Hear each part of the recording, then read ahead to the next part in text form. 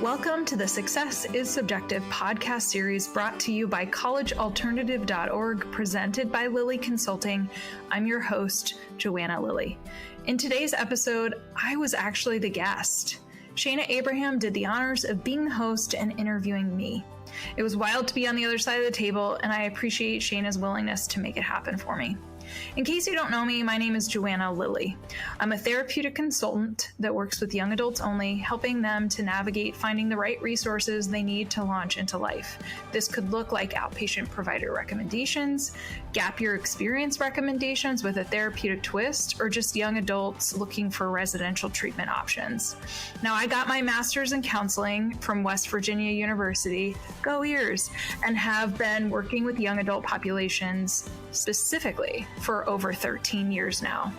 Outside of my consulting practice and outside of playing host to this podcast, I recently wrapped up my term as chair for the Therapeutic Consulting Association and have been co-hosting the Alternative to College Fair, also referred to as the Alt Fair, in California and New York since 2020, alongside Shayna Abraham and Adrian Fromberg, who I both respect and love dearly.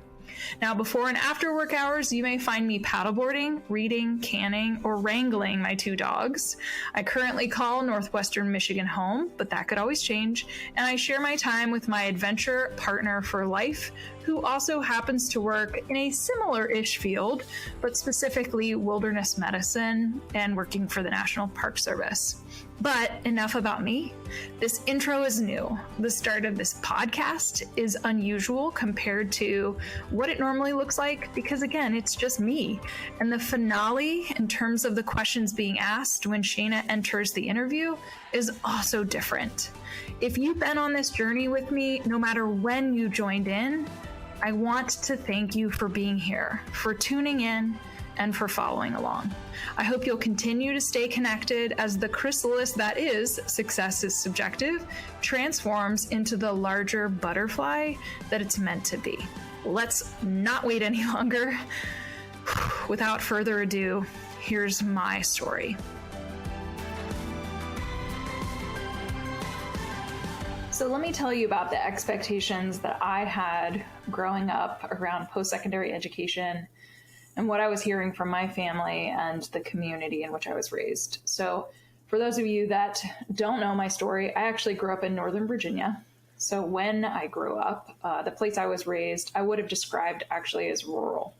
However, I was close enough to DC to know what quote unquote success looked like. And so the nickname for my high school was Cow Pie High, if that doesn't paint a picture of how rural we were, because of the farms surrounding our school grounds. I graduated in a tiny class of about 154 students. It was small. And although we were getting the messaging about, going to college, there was still a ton of other students in my graduating class that actually went to the military or became firefighters or police officers or mechanics or jobs like that just didn't require, they required a high school diploma. It required education or some sort of certification in continuing ed, but it didn't necessarily involve the college track. So my hometown now, when I go back and visit my parents, is completely unrecognizable. And in the time between when I graduated and when my sister did, which she's 8 years younger than me, in that same area, the pressure to go to school skyrocketed. Now, my mom is an alum of James Madison. My dad went to the University of Virginia. They both got degrees in education, pushed me to be an educator. My aunts and uncles went to schools like East Carolina, Randolph-Macon. Another cousin went to James Madison or Smith College. Everyone got similar degrees, right? Middle school education, special education, elementary ed, and social work. I grew up going to college football games, specifically UVA. So I was exposed to campus environment and culture. And without even talking about it, I think I just knew that was my path. So naively, I just wanted, I will say this, naively, I just wanted a college that had a football team that I could cheer for. Now, it's important for me to dial down into some of the things that I did when I was in high school, because I do think that plays a part in, again, the journey and path that led me to not just higher ed, but also where I am today. So one of those things that I did in high school was actually join the Future Business Leaders of America. And I worked my way up to becoming regional president, which made me a state vice president. And honestly, when I was applying for colleges, I was putting down business as my anticipated major, not because I really knew what that meant. It's just what I learned, what I was a part of, what I was involved with. And I think without really thinking, it was vague enough where I knew, hey, if I got a business degree, I could go in a lot of different directions. So that was the path. So really, college was the only path. The question then became, where am I going? Now, I did one AP class. It was AP English my senior year. And I know nowadays that would be unheard of. I was more interested in playing sports than school. I wasn't on the higher academic caliber track like some of my peers, but they managed to keep me around for some reason. I remember a lot of my classmates getting accepted to schools like James Madison, Johns Hopkins, William & Mary, Virginia Tech, and the University of Virginia, but that just wasn't me. I knew I wasn't going to get in. I was getting recruited by D2 schools if I was lucky to play on their soccer team. But I was finding that those schools were really unappealing because of the sticker price. Even with a scholarship, they were just wicked expensive. And then here I was going to be going to what I thought was a no-name school playing soccer, which I was already pretty exhausted about. So it wasn't until my parents sat me down and they said, hey, we'll pay for you to go to school, but you have to go in-state. And that's when I really learned that my options were extremely limited. Of all the in-state schools that I applied to, Radford was the only one that accepted me. So Radford it was. And let me just be clear too in saying that there is no knock on Radford. I loved my college experience, and I will dive into that here momentarily, but it was, at the time, it was a process of elimination. It was the only school. And again, going back to that comment of like, hey, college was my path. Well, then if I'm going to college, I'm going to Radford. So I had actually only visited their campus once before, and it was the summer at the end of my junior year when Radford hosted the state finals for Virginia high school soccer. Of course, we got second place. We were runner-up that year, but I didn't really see the campus. I stayed in a dorm. I saw their, soccer field, and that was it. And then I didn't see the campus again until June, before my August enrollment, when we were back to play in the state finals, which we won. Fun fact, by the way. And Brentsville just won in 2023. So it had been 20 years since I was a part of that team that just won that trophy. So I just feel like I needed to give that quick plug. Go Tigers. Anyways, it just it showed you a little bit of how uncommon my path was. When I think about college students nowadays, we talk about campus visits. I didn't visit any college campuses. I'd been to UVA, I'd been to JMU, because those were campuses that my parents graduated from. That's where I was going to watch football. It wasn't because I was like, hey, I'm checking out this school to see if I want to go here. Like, I didn't do that. I literally blindly applied to colleges based on them sending me brochures or information, which, fun fact too, I had actually looked at Colorado State University, and that was when I applied to CSU. That's when my parents were like, all right, we're done. You have to go in state. So anyways, I tried. But it's ironic because, again, later down the road, you figure out how I make my way to Colorado State. So anyways, this leads perfectly to how my experience in college was like. I'll start by saying that I wasn't enthusiastic about going to Radford. Again, I just said no knock at Radford, but I'm going to be transparent. I wasn't enthusiastic about it. I enrolled in a wilderness orientation the week before my first semester, and it changed my trajectory immediately. I had so much fun. I ended up backpacking for 6 days, and it was just awesome. I ended up hating business classes. And that was partly because of that orientation experience, right? Like, my life's path shifted based on me saying yes to something new.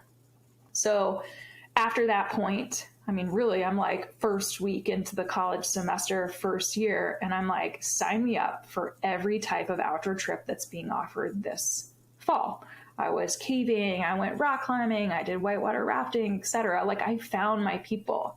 These are high adventure, risk-taking, fun-loving crew that could also get really serious when it came to school. But as soon as school was done, it was like, we're out, we're active, we're having fun, we're trying new things. And my focus was not necessarily on taking advantage of Radford, but it was on taking advantage of all things that Southern Virginia could offer in the outdoors. And it does also kind of translate to what is important to me nowadays. But again, this is really where kind of the fire was lit. Now, at the end of my first semester, I wasn't on academic probation, but I would consider what I had done as poor work. And my parents would say that from their standards, I did poorly. I got a 2.5 and I had gotten my first ever D. In fact, the 2 A's that I got, I just looked up my transcript the other day to confirm, was in art appreciation. Again, no knock, because I ended up focusing on the arts, and also in my intro to higher ed, my first year college success course. So my parents looked at this and they were like, what the heck? Academics clearly were not your priority. I even remember putting together a scrapbook. That was the end of that first year college class. You could kind of put together some sort of end of semester project and have it represent you and what mattered. I was into scrapbooking.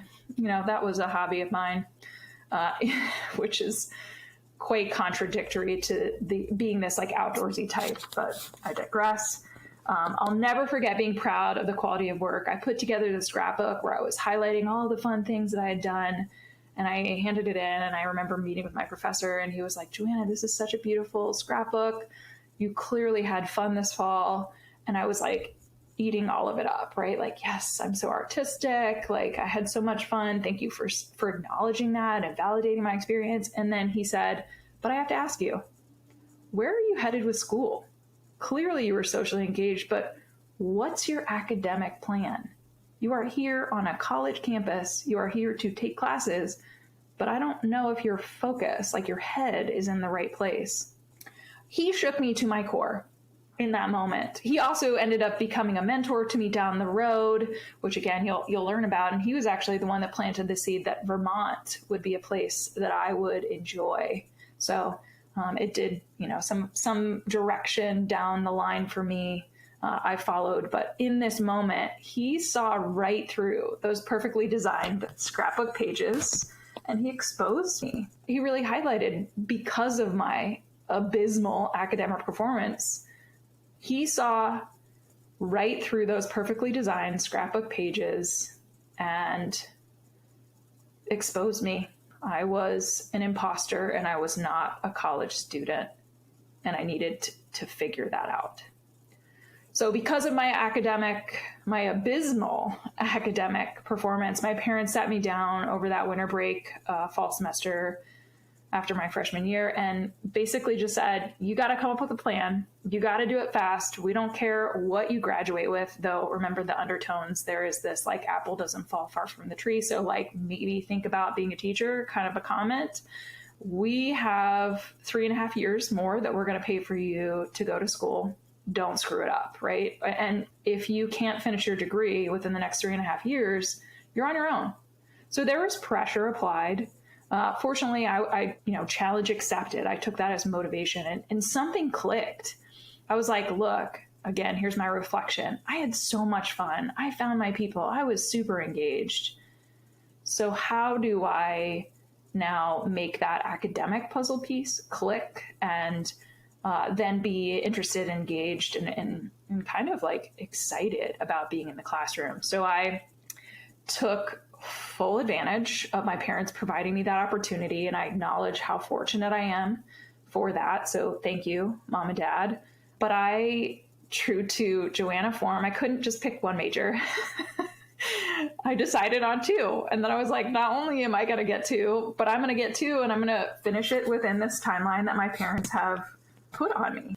And I sat down with that hard copy course catalog, which back then when I was in school, it was like an old school phone book, right? You flip through it page by page and you're reading about every class and the sequence of classes you can take.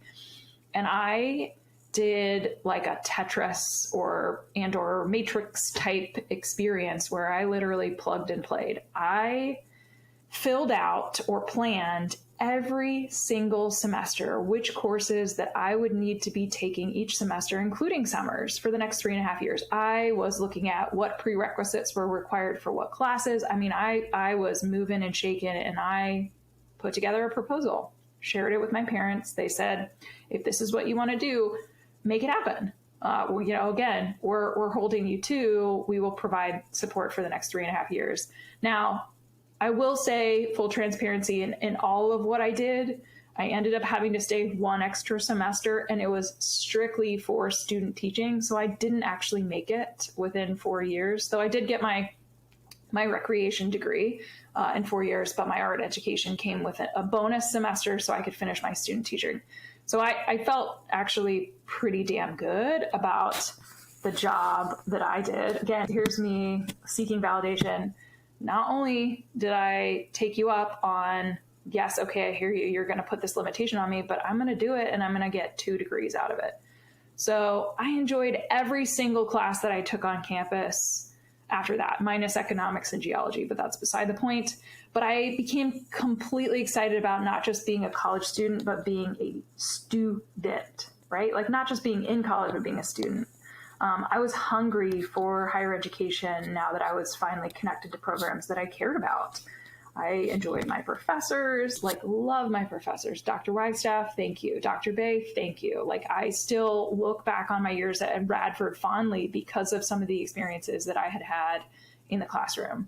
And I got, the expression milking something out, I milked everything out of Radford that I possibly could. Now, it's also important to say, because right now we're talking about academics, outside of the classroom, I still had to be involved in other ways. So in addition to becoming an outdoor trip leader through Radford University, which is they refer to as RU Outdoors, I also became a work study in the campus rec office. I participated in a Wilderness Education Association 28-day course. For those of you who know, Outdoor Ed, WEA, was founded by Paul Petzold, who was also a founder of NOLS, which is the National Outdoor Leadership School. I became an orientation leader in the summer. I was a student peer leader in the same first-year college success classes. So here's my first dipping my toe, not just in student affairs, but student success and retention. I hung up my soccer cleats officially and opted to join the women's club rugby team, which was a nod to my cousin, Shannon, who had played at JMU. I even scored a try my first game, fun fact. I just dove into all things student affairs. And so, again, I was showing up academically. I love my classes, and I was showing up on campus in all areas. And all of this was great until the very end of my freshman year. So between May and December, within that 6-month period, I witnessed my suite mate attempt suicide in our shared bathroom. My uncle died suddenly, and he was the person that I looked up to for my artistic abilities. And that was a part of my identity, even though I didn't have a relationship with him because he was actually in jail most of my life for his addiction. I had my heart truly broken for the first time, and I had a pretty serious concussion while playing rugby.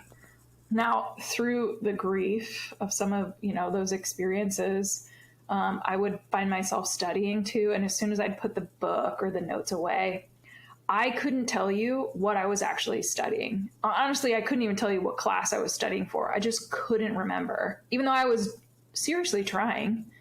So that semester was really rough. But after that, it was, I was still chugging along. Remember, I had already pre-planned all the classes I'd be taking when.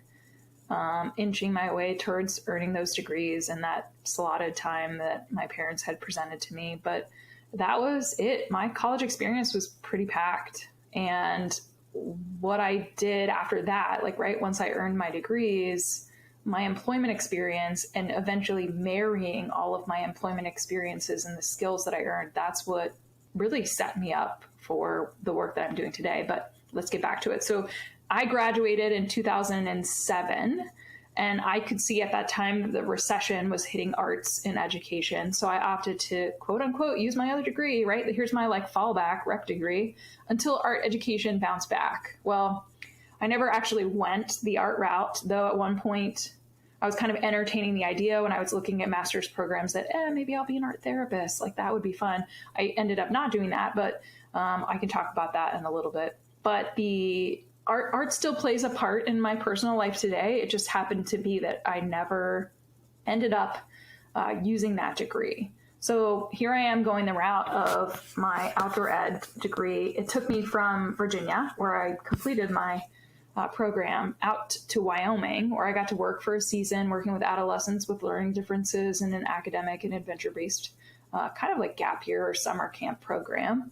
From there, I went up to Vermont, right? Seed planted from my previous professor. Hey, Vermont's like Virginia, but it just happens to have better winters.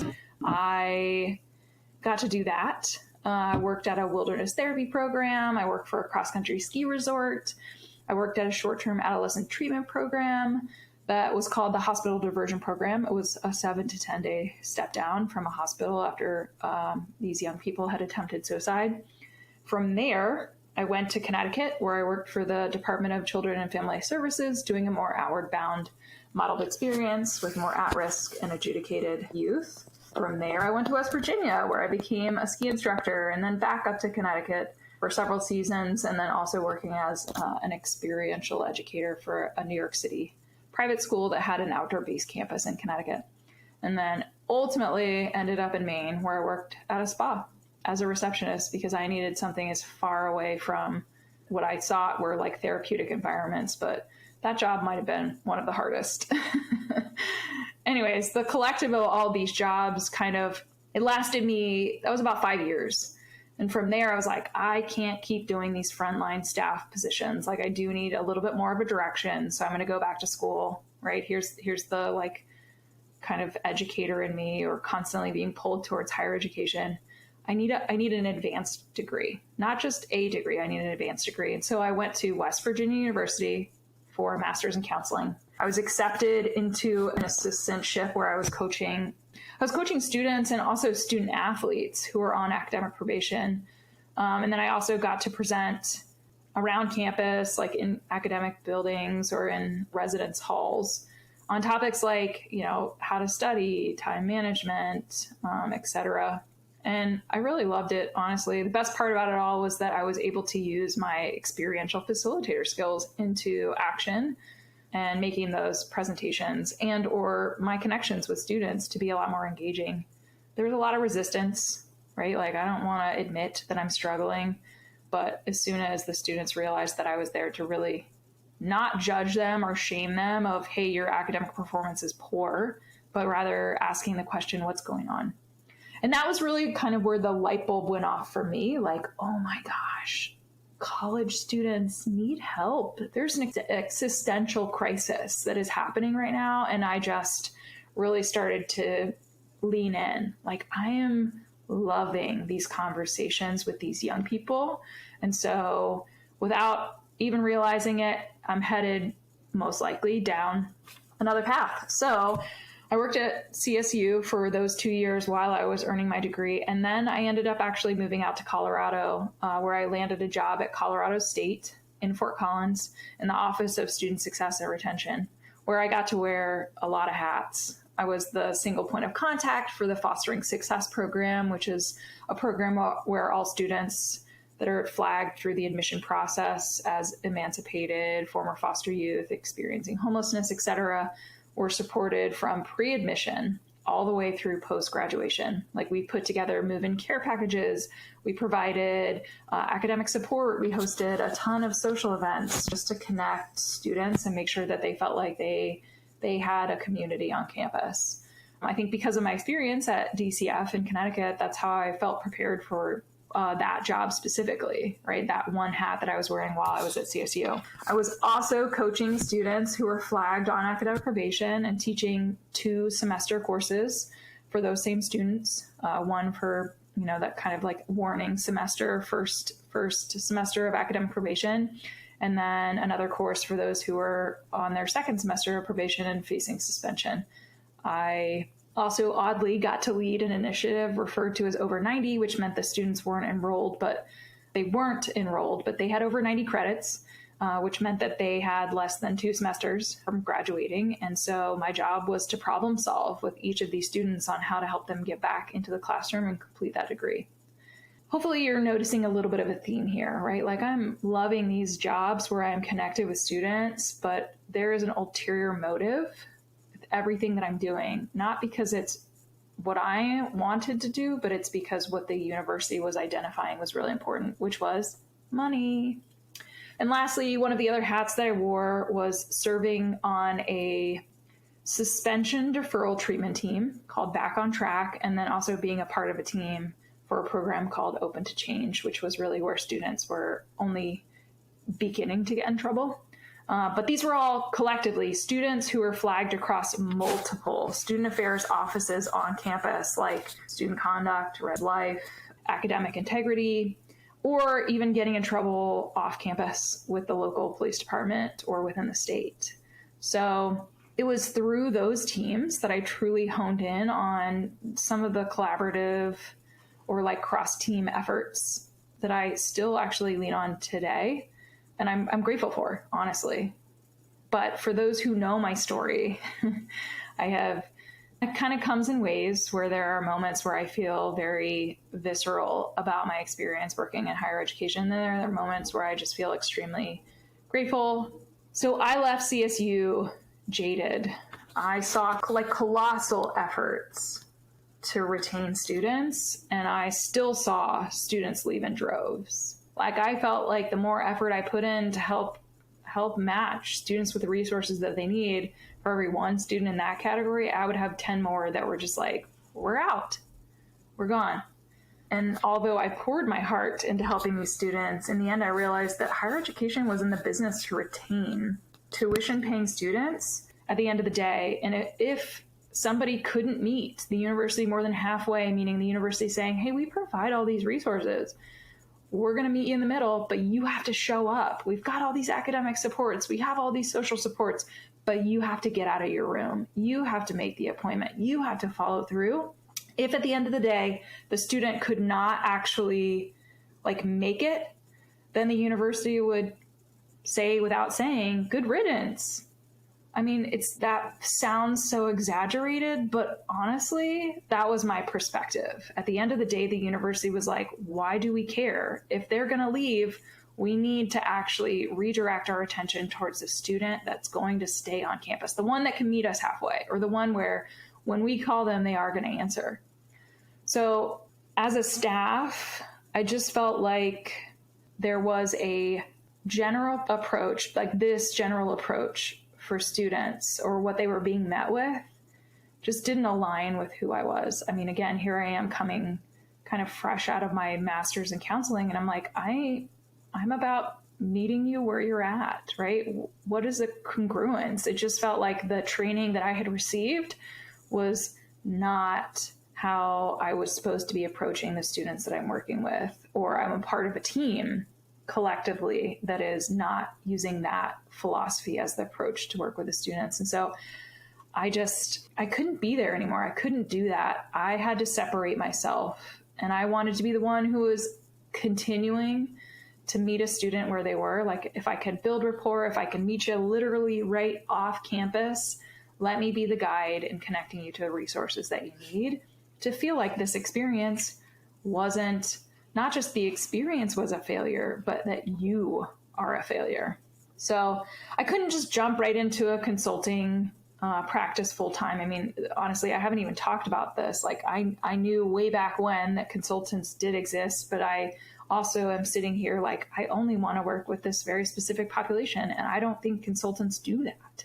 So I'm wrestling with, how do I essentially not fit a square peg in a round hole, but actually create a square hole for myself. And so as this idea of this consulting practice continued to percolate, I knew that I needed to do my due diligence, tour programs, meet with professionals, square away my mission, vision, values. Like I had to do the business side of the business. And that was just, it wasn't my strength. Remember, I didn't get a degree in business. So I had to take a different job to fully understand what I was trying to do and who I was in this space of like wanting to help this population. So I got offered a job to work at Denver Public Schools, serving as the coordinator for college access initiatives.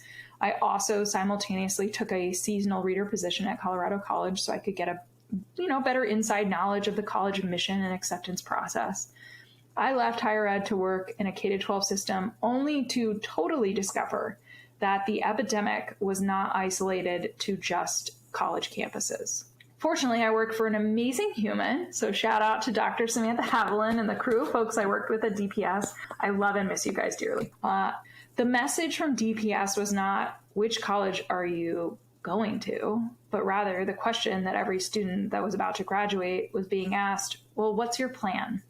This really took the shame out of, if you're not going to a school, what you were doing was less than. It provided space for students to be proud of whatever it was that they were doing. And I loved that. And when you work for a large urban school district where the majority spoke Spanish as their primary language, the idea of going to college or fail, it just was culturally inappropriate. And it was like pushing a boulder up a mountain. Didn't make sense. So I got to host post-secondary option events. So here's where some of my event planning skills started to take off. I got to collaborate with school counselors across the district as they were teaching social emotional skills. Also got to make sure that underserved student populations weren't running into any barriers towards the path that they were pursuing, like getting access to scholarships and knowing those deadlines, or going on college visits because maybe they weren't going to be able to visit a college campus otherwise.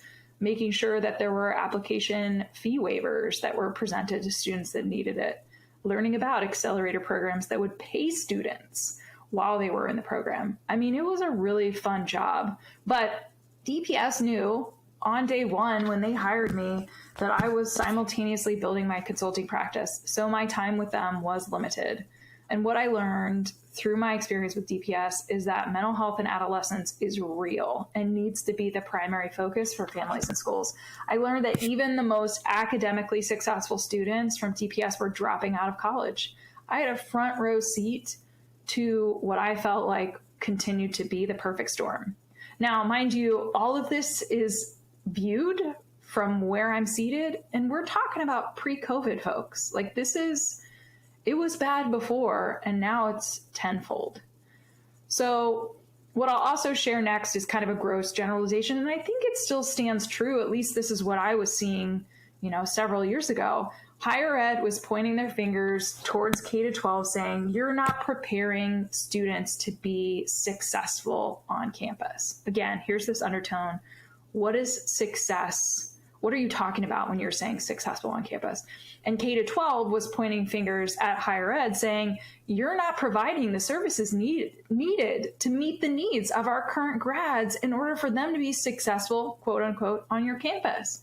No one was taking accountability. No one was sitting together at the table saying, how do we work together to help this population? It's just not going to happen, folks. I know that there are certainly some conversations, there's conferences, but we are talking about a cultural change, not a systemic change, a seismic change that will not happen overnight. So again, going back to this image of people kind of pointing their fingers towards each other, I always just think about when you have one, when you're pointing towards somebody else, there's always three fingers pointing right back at you. It was comical. And again, when you work in a large system, policy change is like molasses. So I just felt like I was damned if I did in higher ed, and I was damned if I didn't in K-12. So at that point, I really just had to fast track myself into this consulting practice because I knew that what I saw needed to exist. I knew that there had to be a consultant that worked with young adults only because these young people were leaving in droves, and where were they going? Okay. It wasn't a matter of, wanting to be there to help support college students if they withdrew or were suspended. It was a matter of when. And so became the complete foundation for my consulting practice. So to be specific, and here is the shameless plug for Lilley Consulting, the students I just talked about above, those are my clients. Those are the young adults that I am serving. That's why I love what I do today. I'm the founder and owner and therapeutic consultant of Lilley Consulting, which is a therapeutic consulting practice helping young adults across the country. That's actually how I built my practice specifically. I know there's consultants out there that are place-based. I wanted to work with the parents that were in California when their child was studying in Massachusetts. I wanted to work with the parents that were in Vermont when their young adult was studying in Colorado. I could not be place-based because I'm dealing with a very transient population.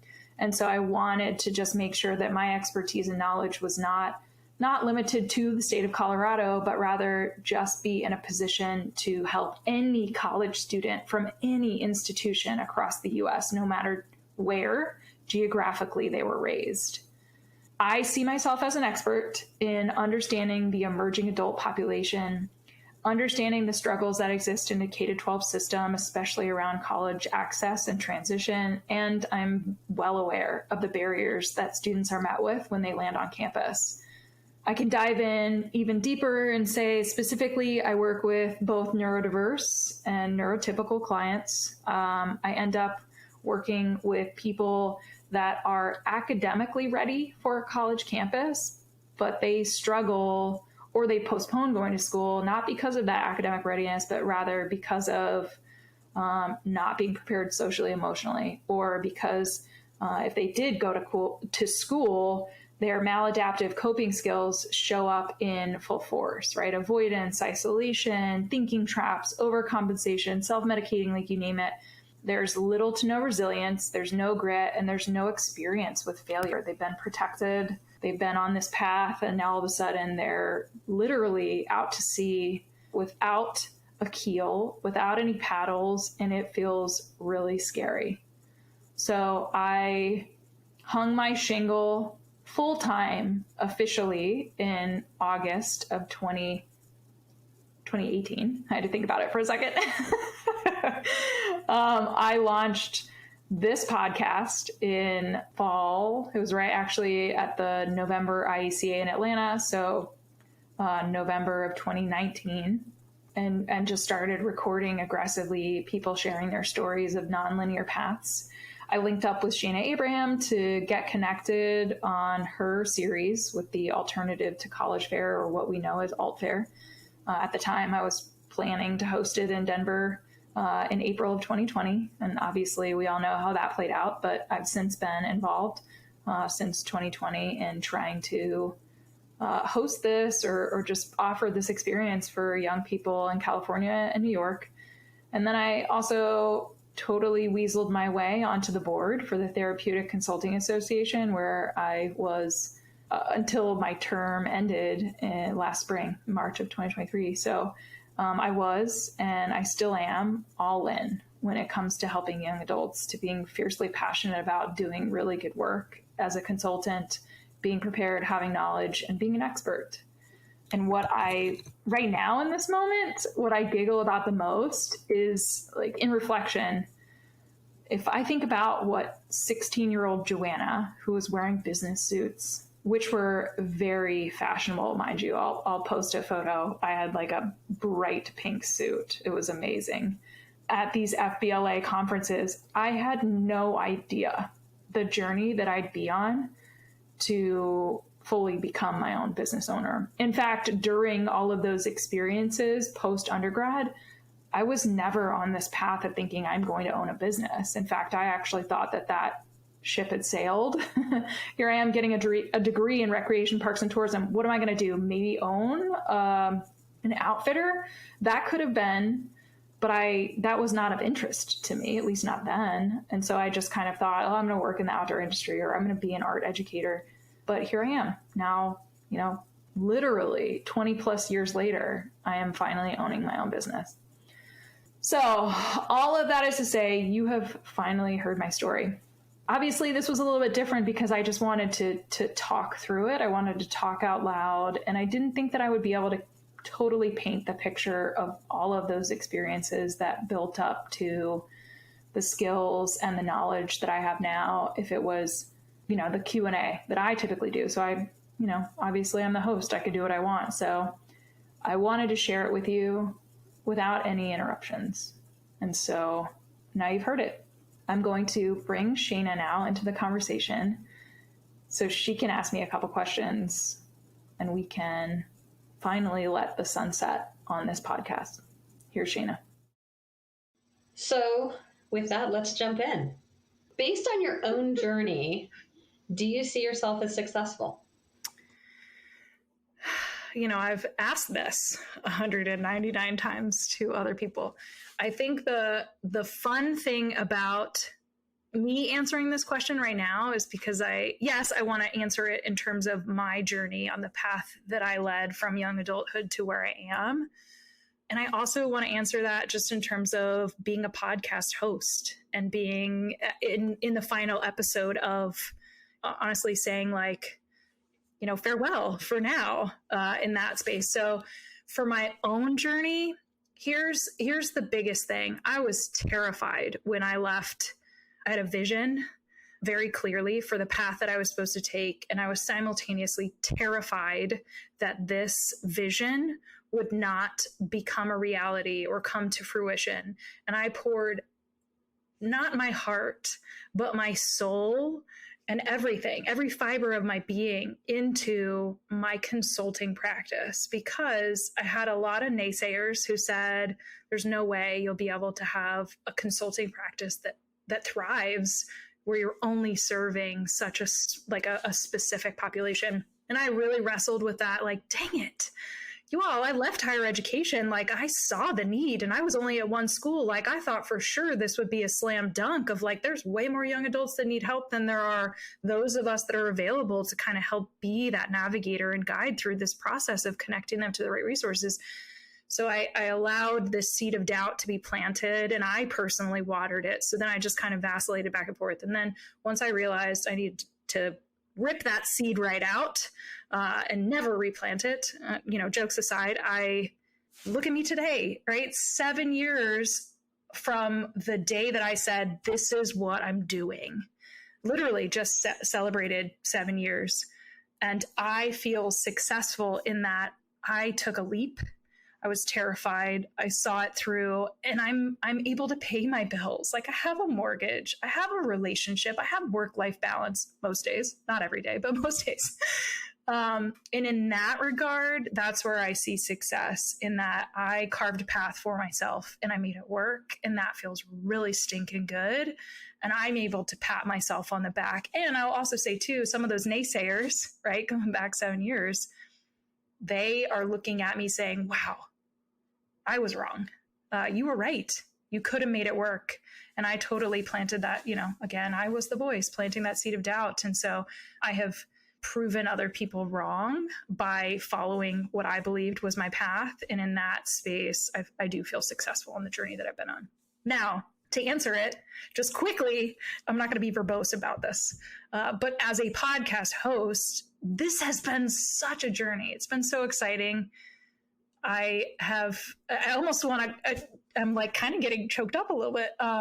It has been just a labor of love, and to be in a place now, actually, this is where I feel like I'm successful. There's days where I totally get into the weeds and I do look at the stats.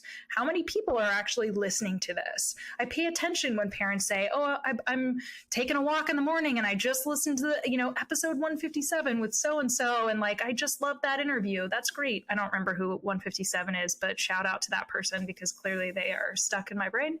And I think the biggest thing that I'm saying is, as now the cat's out of the bag about temporarily pausing this / wrapping up this chapter in this podcast, I'm having people that are reaching out saying, no, are you sure? Why? I love your podcast. Here's why, here's how, this has just been such a great podcast to listen to. Hearing those testimonials from people that I didn't even know were listening to the podcast makes me feel successful in the sense that I created a platform where a narrative or a raised narrative that life is not linear could be available. And there was interest in that spread. And so that is, again, as a podcast host, this is where I feel like, dang, this has been a journey. It's been fun. And I would love to say this has been a successful experience. So cool.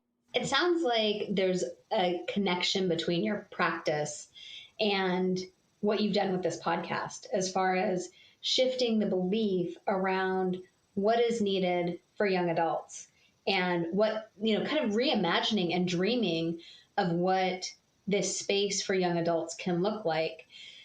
I'm curious what advice you would give to a young adult who's struggling right now. Yeah, I mean, again, having heard at least 199 other people share their advice, I think the thread through it all, which also really aligns with the work that I do or how I see myself as being a part of that process, is knowing that you're not alone and connecting with somebody. And I think the biggest advice that I would share at this point, and this is kind of what I'm seeing more as a trend in the last few years, it's great to tell your family that you need help. First, it starts with a little bit of self-awareness, like I am struggling or I'm not where I want to be. The second thing would then be sharing that with your family. But what I find is that because your family is so emotionally invested in you, it's really hard to understand a clear path and have somebody that is objective in the process guide you through to really understanding what is going on, where do you want to be, and help guide you through that process. And this is not a plug to consultants, even though anybody that's listening might say, like, that's a shameless plug for what you do. Yeah, maybe. But I think the reality is it's about finding an objective party that's outside of your family that does have knowledge and understanding of what exists out there to help you get connected on the path that you want to be on. Again, there is no single path. I think that's important to know, but just going back to it, it's just like, look, if you're identifying that you're not where you want to be, do tell your family, have their support. But I think that it's really stinking hard for them not to have, rose-colored glasses sometimes of doing Google searches or starting to call programs or reaching out to people because, your neighbor's kid also went to this place. You can go down a rabbit hole. And I think the biggest thing that I see when that plays out is that anxieties for families, parents specifically, really skyrocket. And then avoidance really plays out with young adults, or almost like a resistance. Hey, I just let you in on me struggling, but I'm not at the pace that you're at. Don't go to Google. Don't talk to our neighbors. Slow down, right? Pump the brakes.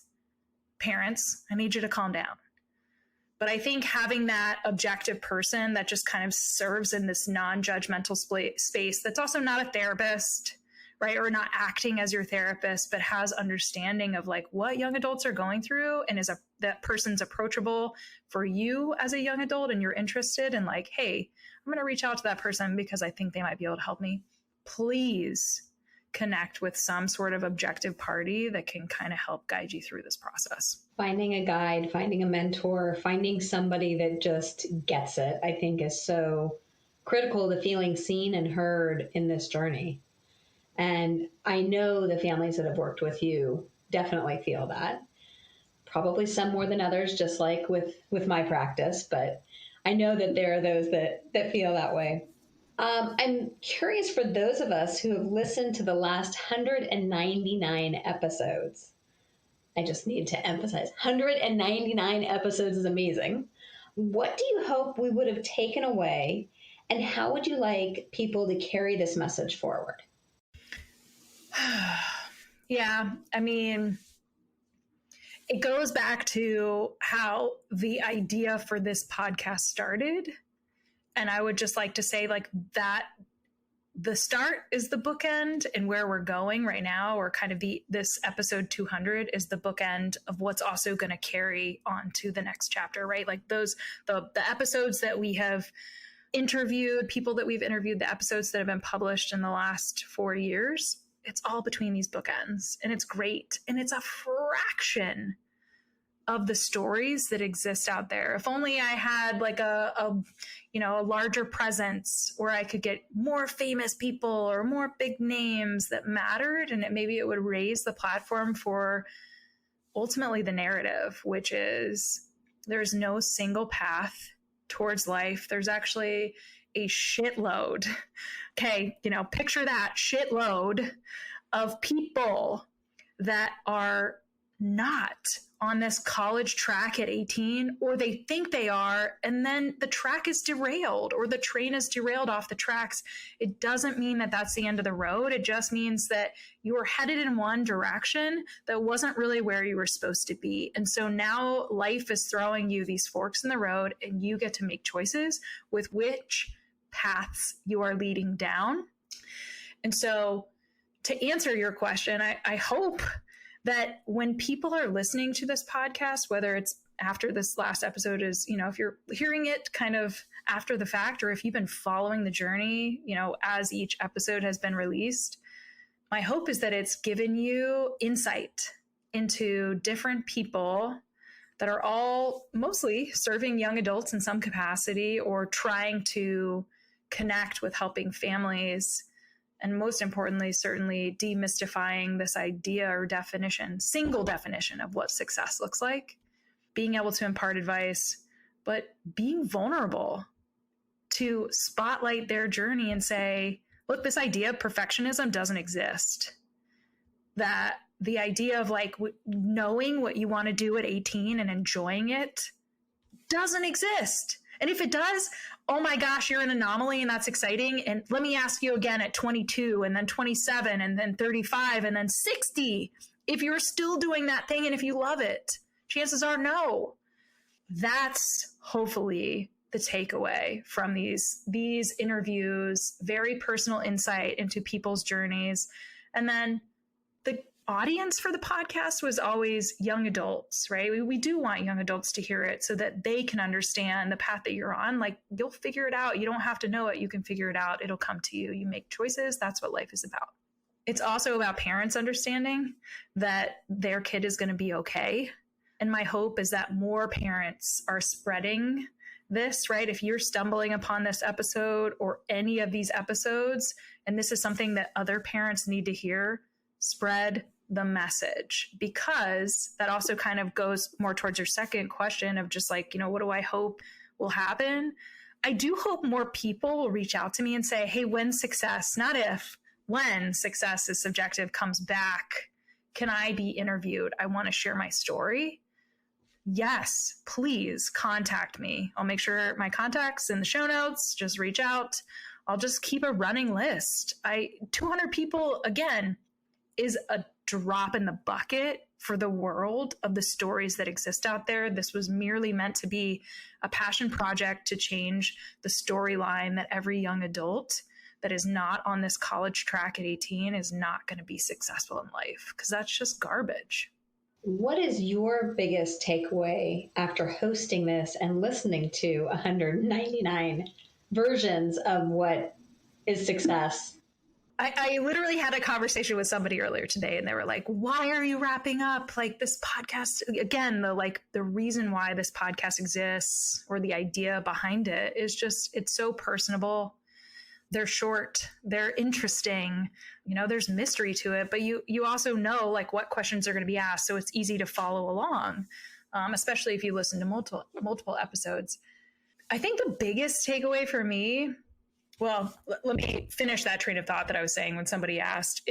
This episode is not wrapping up because I don't like interviewing people, that I don't see the value in continuing to have this interview going. It is that I have come to my own crossroads in my business practice, where I literally said, Lilley Consulting cannot be the only platform or organization that continues to want to carry this message on. I know I've seen other podcasts that I have, I've leaned on, or other, podcast hosts that I've reached out to, where they have sponsors or organizations or multiple organizations that are helping carry the message. I think at this point, that would be my hope. And I am going to answer your question. I promise. I'm just this is all connected. I want to let folks know it's not because I don't want to continue interviewing. I think, again, 200 voices is nothing compared to what exists out there for continuing to change the growing message that we are actually the majority, that life is not linear. I would love for there to be other young adult organizations or professionals that want to see this continue to grow.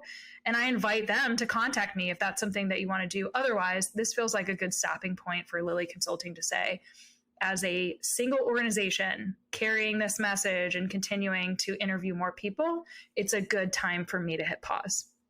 Now, in taking away, going back to the 199 episodes, I do want to give you the disclaimer. Episodes 1 through 30 were rough.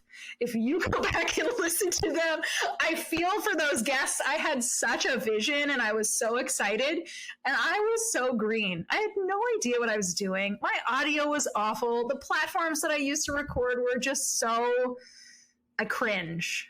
And logistics aside, right? Audio aside, quality of interviewing aside, I would say the one thing that I've just really appreciated throughout is that it didn't matter how much I knew somebody or I thought that I knew somebody, everybody had parts of their story that I didn't know about. So there was always this place of like curiosity, excitement.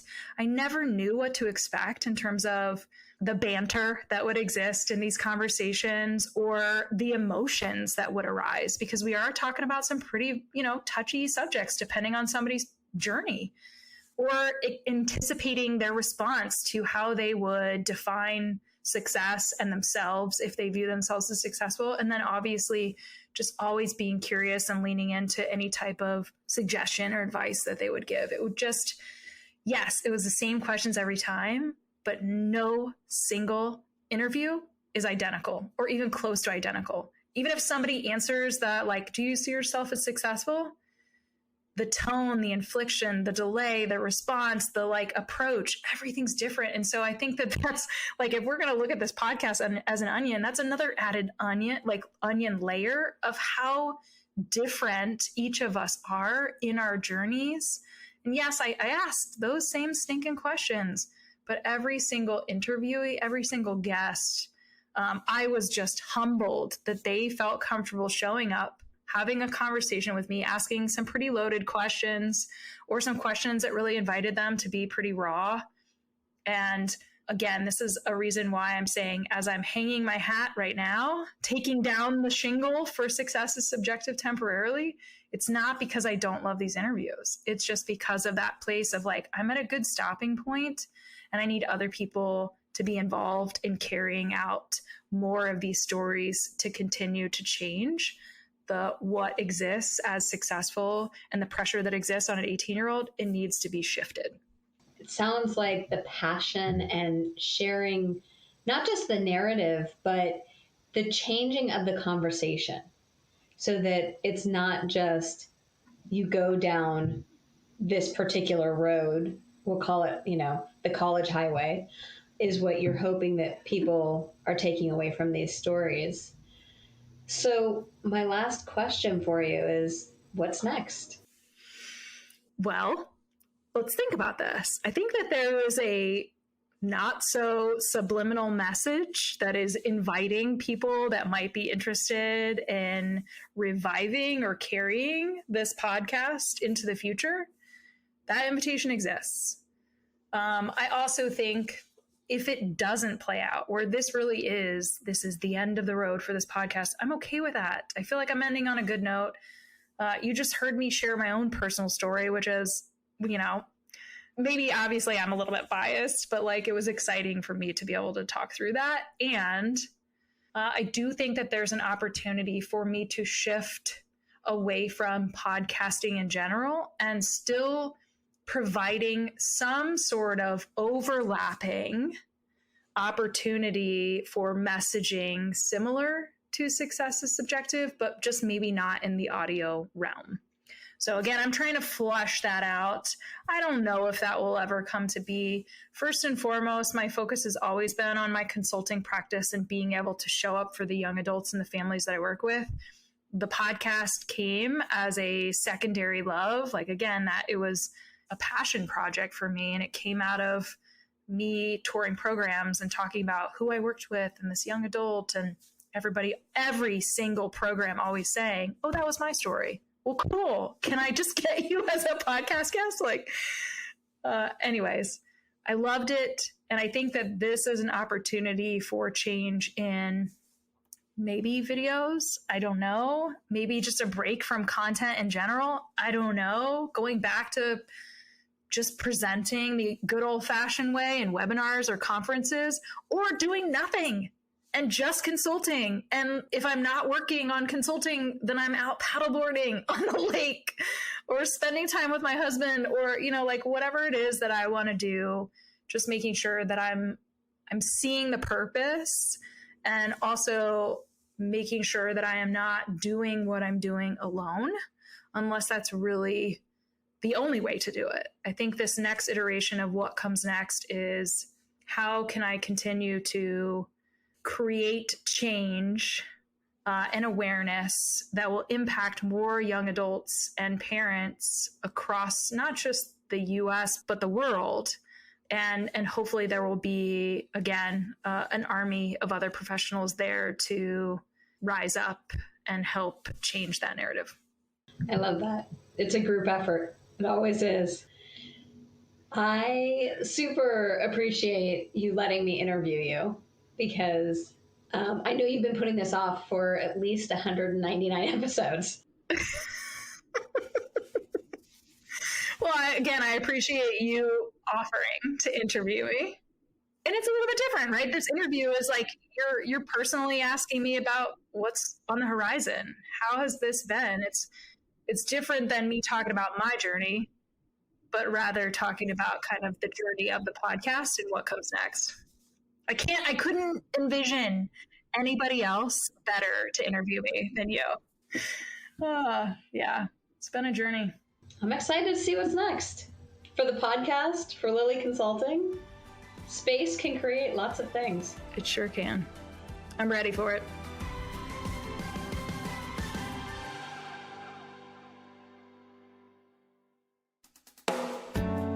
Do you have a teenager or young adult who seems to have lost their way? Maybe they need help navigating adolescence, adulthood, and decisions surrounding higher education. Or maybe they have become withdrawn, their grades are slipping, or they are flat out living a reckless lifestyle, and you're concerned about their health and well-being. If this describes what your teen or young adult is facing, a therapeutic consultant may be able to help. Mental health, addiction recovery, and higher education can all be equally expensive. Well, information is everywhere. How do you know what option is the best one for your family? Some parents have the time to research and navigate this on their own. Some don't. If the latter applies to you, enter therapeutic consultants. Therapeutic consultants, like Joanna, listen to your family's specific needs and advocate on behalf of your loved one. TCs will research therapeutic resources, recommend treatment programs, and assist during adulthood transitions. Not being affiliated with any program, their support is completely objective and catered toward the best interest of each unique family. To find a qualified therapeutic consultant to work with, check out TCA, also known as the Therapeutic Consulting Association. Their website is therapeuticconsulting.org, all one word. Again, that's therapeuticconsulting.org. Then click the Find a Pro tab up at the top.